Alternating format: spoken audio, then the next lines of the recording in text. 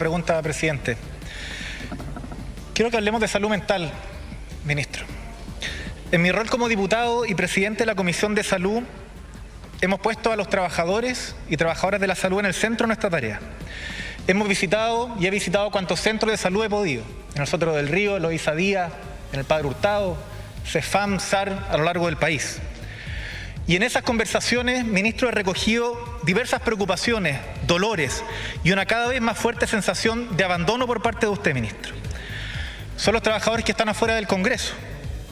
He visto cómo crecen las enfermedades de esos trabajadores, cómo se deteriora su salud mental, cómo día a día aumenta el ausentismo laboral en los centros de salud y cómo se debilita la moral de todo un equipo médico. Tanto la Secretaría de Salud de la CUT, a través de la Confedeprus, como de la SOCHIMI, han hecho contundentes estudios sobre salud mental. Esos estudios están en su poder.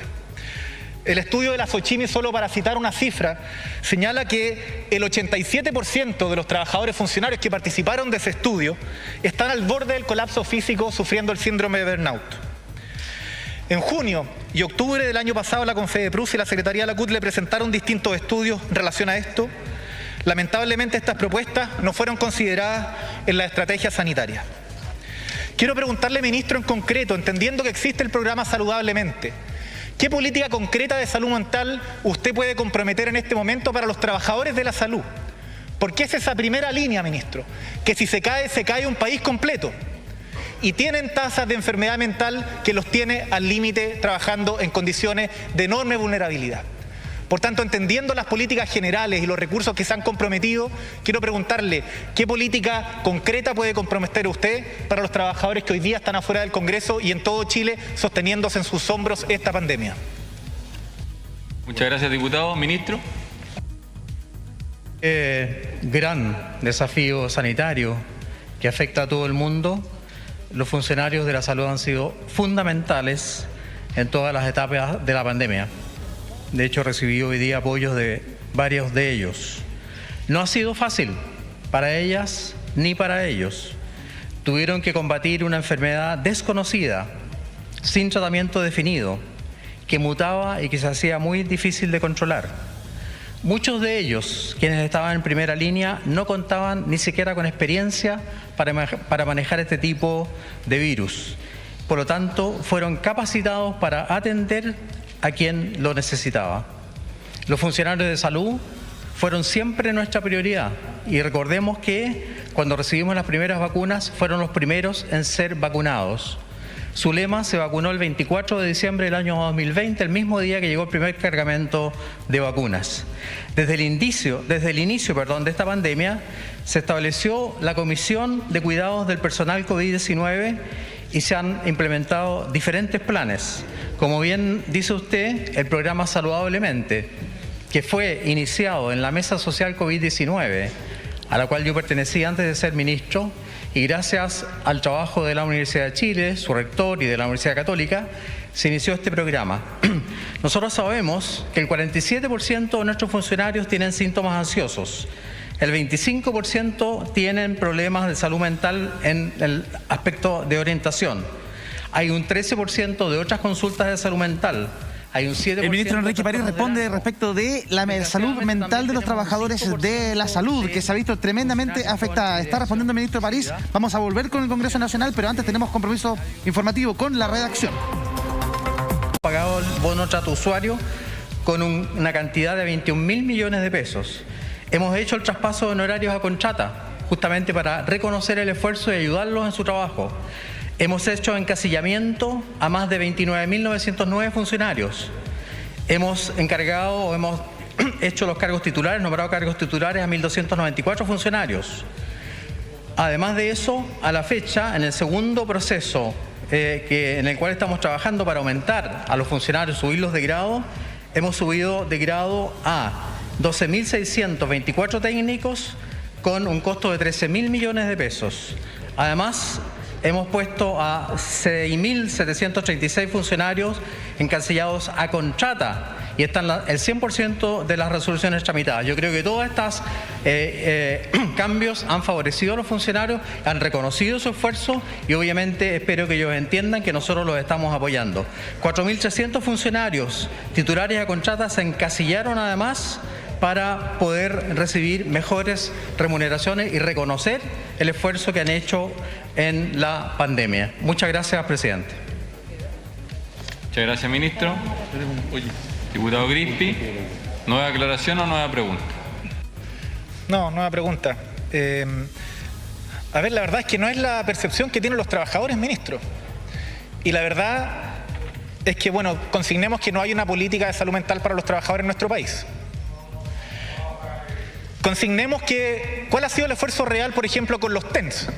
Cuando usted mismo en septiembre del año pasado comprometió una modificación, cuando en noviembre volvió a decirlo para el día de los TENS en medio de aplauso que iba a ingresar el proyecto, no ingresó el proyecto, cuando en marzo sus asesores nos decían que iba a estar listo el proyecto. Lo aprobamos aquí, colegas, por unanimidad. Una moción parlamentaria porque el gobierno no llegó. ¿Qué pasó con el proyecto y con esa voluntad del gobierno de apoyar a los trabajadores cuando discutimos el descanso compensatorio y el fuero laboral? No participaron de la comisión en la discusión, no hicieron ninguna indicación, ministro. El año pasado, el bono COVID que usted señala lo regoteamos hasta el final. Fueron los parlamentarios representando a los funcionarios de la salud los que tuvieron que presionar para que incorporaran a los honorarios en este programa. Ahí teníamos al diputado Miguel Crispi, que ha liderado esta interpelación al ministro París. Abrió la conversación con el tema de la salud mental, que es algo que los propios trabajadores, Andrea, nos apuntaban cuando estaban en el exterior del Congreso, y el ministro ahí alcanzó a esbozar algo respecto de lo que se está haciendo. ¿Cómo lo ves al ministro en esta interpelación? Yo creo que entendieron que había como una primera pregunta que no sé cuál fue. No sé si se perdieron como una pregunta a la no pregunta. Fue como media abierta. Inicial, una cosa rarísima, como usted, perdón, con respeto lo digo, me imagino que uno se pone nervioso, pero es tu primera pregunta. Vienes de un minuto de silencio, no hubo una primera pregunta clara, me confundí, no sé cuál fue. Uno tiene que hacer la pregunta, de una. Y además el ministro contestó lo que quiso. Entonces era todo como un mundo como muy paralelo, ¿no? No sé cómo, no entendí, me perdí. Lo que pasa es que la gente lo que está escuchando, tiene mucha razón, Andrés, porque pareciera como discursos políticos. Sí. Discurso respecto del que pregunta y discurso político respecto del que contesta. Pero uno extrañaría una pregunta al grano. Lógico. Señor París, ¿por qué entró el bicho Delta siendo que usted tenía esta responsabilidad para nombre y responsable? Pregunta concreta. Y se tira de partida el interrogador, una oración pero tremenda, una oratoria de 3 horas para preguntar algo que de verdad era súper concreto. Y por el otro lado la respuesta del interrogado, que del interpelado, que va para cualquier lado, que también tiene que ver con lo que él quiere decir. Y ahí es donde falta que se aprietan porque el interpelador tiene la posibilidad de contrainterrogar. Sí. Y en la contrainterrogación debería cerrar el tema, debería entrar al área chica. Pero esto parece más que nada 2 personas que están discurseándole a la galería más que realmente interpelándose. Además, muy breve, pero ¿cuál es la respuesta relevante o la pregunta relevante con respecto a si usted no hubiese confrontado al grupo médico, en fin, no hubiera habido confrontación, hubiese tenido una mejor como planificación o sea, lo encontré pésima la pregunta, con respeto, me encanta. Claro, siempre. O sea, siempre con mucho respeto. No querría estar en ese lugar. Y otra cosa que también tiene, y yo entiendo qué es lo que pasa, no sé si les pasó un poco, como que todos somos parte de lo que está pasando ahora en nuestro país. Sí. Partieron, yo sé que los diputados fueron interpelados por los trabajadores de la salud, pero también me habría gustado una pregunta que nos involucrara, grande, contundente, humana, que nos conecte a todos. No es solamente, y no quiero con esto decir que sea poco lo que les sucede a quienes están a cargo de liderar y la primera línea que hemos hablado tanto, ¿no? Sí. Pero también todos somos, o sea, está todo un país detrás de eso. Esa primera pregunta también estábamos todos nosotros ahí. Sí. Quizás me faltó un poquitito eso, ¿no? Me pasó que la primera pregunta recién fue la segunda, fue la de la salud. Exacto. Lo primero fue como la cueca, como un paseo. Para allá, para acá, para allá, para acá, te dejo, vuelvo, nos miramos y empezamos. Ahora, ¿qué opina de todo esto que está sucediendo? Se lo preguntamos al cirujano cardiovascular, el doctor Jaime Espinosa. ¿Cómo está, doctor? Gusto saludarlo, muy buenas tardes. Hola, ¿cómo les va? ¿Cómo están? Muy buenas tardes. Bien, doctor. Doctor Juan Espinosa, perdón, me corrijo. Doctor, ¿cómo ve usted la interpelación del ministro París hasta el momento? ¿La ha estado siguiendo? Mira, la verdad que soy franco, yo sabía que iba a haber una interpelación hoy día, ¿Ya? pero tomando en cuenta que el ministro París, el señor París, el doctor París originalmente es una persona que viene del mundo de las comunicaciones, porque la verdad que ahí forjó su, comillas, carrera política.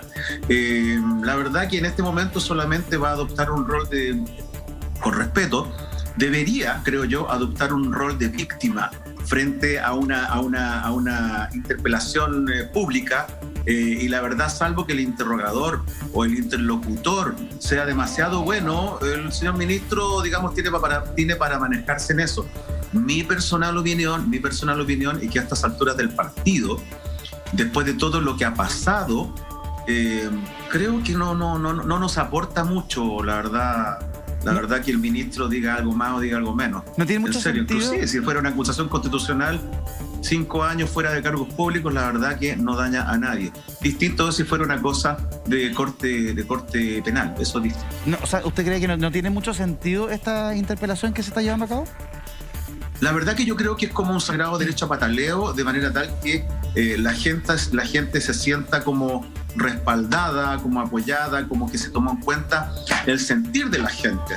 Pero más allá de eso, la verdad que tratar de convencer a alguien como el ministro París de que está en lo correcto, de que está equivocado, perdón, siendo que el ministro París es de las personas que la verdad nunca se ha equivocado, y la única vez que se ha equivocado es una vez que pensó que estaba equivocado. Claro. Yo creo que las cifras hablan por sí solas, los muertos están. Si usted... Ahora, sería iluso decir, no, sí, la verdad que de otra manera no hubiesen habido muertos sí iban a haber igual. Claro. Pero conceptualmente hablando, si las cosas se hubieran hecho distinto, en vez de tener más de 40.000 muertos, más de 40.000 familias que están llorando a sus personas ausentes, podrían haber sido menos. Pero la verdad que las políticas en salud fueron, particularmente la comunicación de riesgo, fue pésima, fue pobrísima. Si usted lo estuviese interpelando, doctor, al ministro París, ¿qué le preguntaría? ¿Por qué se manejó tan mal la información de la comunicación? ¿Por qué siempre se tuvo esa actitud, no es ganancial, esa actitud siempre exitista, en circunstancias de que la gente seguía muriendo? La verdad que ya a la fecha ustedes comprenderán que la gente que está muriendo en este momento, a Dios gracias, han disminuido los contagios. Ojalá que permanentemente es lo que todos queremos, pero no sabemos, como repito lo que dije el otro día, no sabemos si estamos en el medio de en el hoyo de un huracán, en el ojo de un huracán. Claro. Pero ¿por qué se hicieron cosas como los permisos de vacaciones? ¿Por qué motivo se autorizó o se apoyó el inicio del año escolar como todos los años, cual si este fuera un año normal? Y créanme ustedes, que son todos ustedes más jóvenes que yo, les puedo asegurar que este no ha sido en absoluto un año normal, para nadie. Como médico, yo también responsablemente les digo, nunca había visto morir tanta gente de golpe. Tenemos una política en salud que claramente apostó por la contención, por manejar enfermos, no por prevenir la aparición de los enfermos. La trazabilidad en este momento, hay que decirlo, realmente no fue mala, fue pésima. Realmente fue pésima. De forma tal que la verdad que sentirse tan exitista o como lo han sido hasta ahora, dando una falsa sensación de tranquilidad. Recordemos, insisto, lo que pasó con el permiso de vacaciones del verano pasado, que no se le negó a nadie. No sé para qué existió, pero la verdad, no sé ustedes, pero yo pienso que fue una cuestión estúpida, fue una ridiculez, fue un esfuerzo innecesario, porque no sé si ustedes conocen a alguien a quien le hayan negado el permiso de vacaciones. O incluso a alguien a quien se lo hayan controlado. Tampoco. Yo no conozco a nadie, realmente no conozco a nadie. Es cierto que uno tiene que balancear las cosas y la economía es algo importante, no lo discuto. Yo no estoy diciendo que se necesita una galenocracia, porque evidentemente la situación de un país todo se maneja desde diferentes puntos de vista, pero no hay que olvidar que la verdad que el fin último es la vida de las personas. Sin duda, mientras... De todas las cosas que han hecho, yo, la verdad, si la tosudez del señor ministro hubiese significado menos muertes, bien por ello, pues la verdad dudo, sinceramente, respetuosamente, que sea así. Es solamente superado por la tosudez del ministro de Educación. No hay que olvidar, sin vida no hay economía. Y ese Claro. debería ser nuestro principal argumento. Doctor, seguimos en Valparaíso, muy atentos todo el equipo con lo que está sucediendo allá. Se sigue hablando de salud mental. Aquí en el estudio estamos con Claudio Rojas y Andrea Moleto, quien también tiene preguntas para usted. Andrea. ¿Usted cuál habría sido así, derechamente cuál habría sido la primera pregunta que le hubiese querido hacer al ministro? Si hubiese estado usted ahí donde está Miguel Crispi ahora. La primera pregunta. La primera pregunta. Sí. La primera pregunta es ¿por qué se fue tan permisivo en autorizar vacaciones para todo el mundo? ¿Por qué se fue tan permisivo en reiniciar el año escolar? Abiertamente lo digo, de una manera muy torpe, cual si fuera un año común y corriente. Se inició el año escolar en la misma fecha que todos los años. ¿Por qué se hizo eso? Doctor, ¿usted cree que realmente el ministro París es el que ha llevado y ha liderado todo lo que tiene que ver con la pandemia o, como se ha dicho tantas veces, es realmente el presidente de la República que lo hace? O sea, a la luz de los acontecimientos, a la luz de cómo se ha dado eso, sinceramente, conociendo lo cual es los pergaminos del doctor París, desde el punto de vista profesional, cuesta creer que una persona como él haya tomado esas decisiones. Visto a la ligera, pero no dejar de tener razón. Creo que se ha comportado como un yes man, que es lo que necesitan algunos tipos de gobiernos, como el gobierno del señor Sebastián Piñera, y que, ojo, usted me dice que las decisiones las toma el presidente Sebastián Piñera. La verdad que hay una serie de decisiones involucradas en esta que inclusive uno llega a pensar, y todos lo planteamos en algún momento, que ni siquiera pasaban por el presidente de la República. Entonces la verdad que va más allá de esto. Una pandemia donde hubo una mesa de trabajo, una mesa COVID, como se le llamó, y que recuerdo hace algunos meses atrás lo conversé y consulté a un representante del Colegio Médico, quienes conformaban la mesa COVID, y públicamente me dijo que la verdad que lo desconocía. Bueno, la mesa fantasma, claro. Sí, pero usted tiene claro, después de todo este tiempo, ¿me podría explicar 1, 2, 3, da lo mismo, cualquiera, cuáles son las razones por las cuales se abre o se cierra, se pasa de un plan a otro? ¿Hay una cifra, un número, una data que usted tenga súper claro? ¿Entiende? No, la verdad que no. La verdad que no, y yo tengo que ser bien hidalgo en eso. Nosotros con varios colegas en más de una oportunidad nos juntábamos a ver lo que eran las indicaciones del Ministerio de Salud, y realmente, no somos salubristas, por supuesto, pero conocemos bastante el tema, no se entendía. Mira. O sea, No se entendía. La entrega de información ha sido pésima. O sea, si esto fuera empresa privada, y ojo que la gran mayoría de esta gente, me refiero al gobierno, proviene del mundo de la empresa privada. Si esto fuera empresa privada, el aparato comunicacional de La Moneda estaría hace rato en la calle, porque la verdad lo han hecho pésimo. No hay dinero más mal gastado que el del aparato comunicacional de La Moneda. Lo digo así sin temor a equivocarme. Doctor, y no sé si alguien va a estar en contra mía. Oiga, es bien llamativo eso, porque a nosotros nos pasa un poco lo mismo. Nosotros estamos en los medios, uno escuchaba los anuncios, escuchaba la explicación del por qué sí, este lugar, por qué no, este lugar, por qué para atrás, por qué para adelante, y era una ecuación, o sea, de física cuántica, una cuestión, era muy complejo. Mira, oye, le puedo preguntar al doc, que Claudio, me gustó la claridad del doctor. Doctor, ¿cuál para usted es el condoro imperdonable del ministro París? A ver, el condoro imperdonable del ministro París, yo creo que es no fijarse en lo que pasa en el hemisferio norte. Fíjense que vamos a llegar a la variante Delta, pero hasta ahora todo lo que ha pasado acá, parafraseando a García Márquez, era crónica de una pandemia anunciada. Todo lo que ha pasado en el hemisferio norte, si no había que ser salubrista, epidemiólogo, no tenías que ser un genio con tener un coeficiente intelectual más allá de lo normal para darte cuenta que lo que había pasado en Europa te iba a pasar acá. Exactamente.